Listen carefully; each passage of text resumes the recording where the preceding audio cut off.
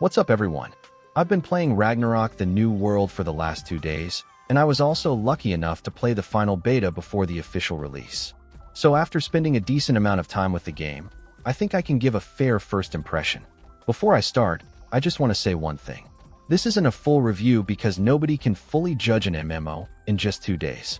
But I've already experienced enough to know where this game shines and where it starts showing its weaknesses. Now, if you're coming into this game expecting a classic Ragnarok online experience like the old PC days, I'm going to stop you right there.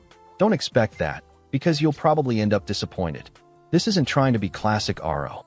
It's another modern Ragnarok mobile MMO. It follows the same design philosophy we've seen in recent RO titles. Auto systems, daily progression, cash shop, pets, events, battle pass, it's all here. So if you're expecting to relive the original Ragnarok feeling, this probably isn't the game you're looking for. But here's the thing, that doesn't automatically make it a bad game. I think a lot of people are judging this game for what it isn't instead of judging it for what it actually is. If I look at it as a modern mobile MMO, I actually think Gravity did several things really well. The first thing I noticed was the world itself. It feels much bigger than previous Ragnarok mobile games. The maps look beautiful, towns feel alive, and character models are much more detailed.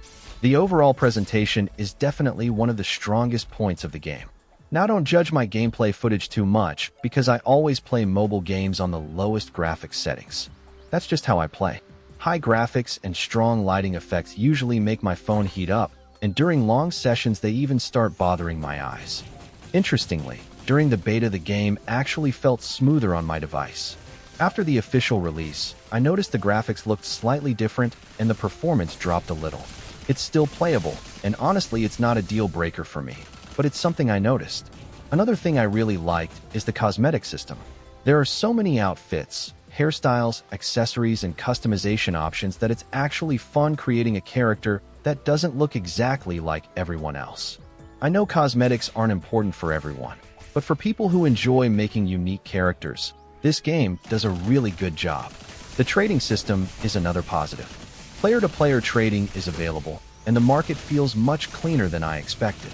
Selling items is simple, finding what you need is easy, and if you've played other Ragnarok games you'll feel familiar with the overall system. Now, before someone says that's nothing new.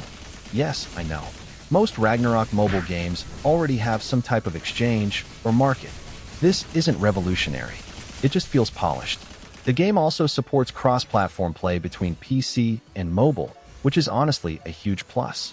You can farm on your phone when you're outside and continue playing on PC when you're home without losing your progress. That's something I think more MMORPGs should be doing. But now let's talk about the elephant in the room. Pay to win. This is probably the biggest question everyone has been asking before launch. Is it pay to win? In my opinion, yes. Not in the sense that free-to-play players can enjoy the game. But if two players put in the exact same amount of time, the player spending money is almost always going to progress faster. The pet system is probably the biggest example. Pets give meaningful bonuses, and while free players can definitely obtain good pets through gameplay and events, players who spend money simply have access to stronger options much earlier. Over time, that advantage starts becoming more noticeable. Then there's the cash shop. You can buy resources that speed up progression, and that's something we've seen in almost every modern mobile MMORPG. So if you've played games like Ragnarok X or Ragnarok Origin, this won't surprise you. The good news is that the game is heavily time-gated. Everyone eventually reaches daily limits on what they can do, so whales can't infinitely grind ahead. The downside is that spenders can still push their gear, pets, and progression systems further within those limits, meaning the gap between free players and paying players will likely grow over time. That's a concern many veteran players have already pointed out after launch. So after 2 days, am I having fun? Honestly, yes. I'm actually enjoying it more than I expected. But I'm also realistic enough to know that the real test of an MMO isn't the first weekend. It's 1 month later. That's when we'll really see how friendly the game is for free-to-play players, how large the power gap becomes, and whether the end game stays interesting or simply turns into another daily routine. Now let's get into the gameplay, because at the end of the day, that's what decides whether people keep playing or quit after a few days. The combat feels smooth, and the skill animations are one of the biggest highlights for me. Every class has its own style, and the skills look flashy without turning your screen into a complete mess. Whether you're playing swordsman, mage, archer, acolyte, or thief, each one feels different enough to make your choice matter. One thing that genuinely surprised me is the attack speed. If you've played Classic RO, you'll know exactly what I mean. One of the best feelings in Classic RO was stacking attack speed and watching your character hit faster and faster. I'm really happy they kept that feeling here. As your attack speed increases, you can actually see and feel the difference. Your basic attacks become incredibly smooth, and it brings back a bit of that classic RO nostalgia. It's a small detail, but it's something I really appreciated. The early game also feels well-paced. You're constantly unlocking new features, dungeons, gear, and different progression systems, so it never feels like you're stuck doing the same thing over and over. Of course, not everything is unlocked from the start. Like most modern MMOs, new systems open up as you level, so you'll have to progress before everything becomes available. Some players will like that, while others might prefer having everything unlocked from day one. Now let's talk about autoplay because I know that's something people always ask about. Yes, the game has auto-pathing and auto-combat. That's pretty standard for mobile MMOs now. If you hate autoplay, this probably won't change your mind. Personally, I don't mind it. It's useful for farming, daily quests, and other routine content. But when you're doing tougher bosses, guild activities, or PvP, manual play is still much better. Timing your skills, moving properly, and reacting to mechanics still matters. Now about the classes.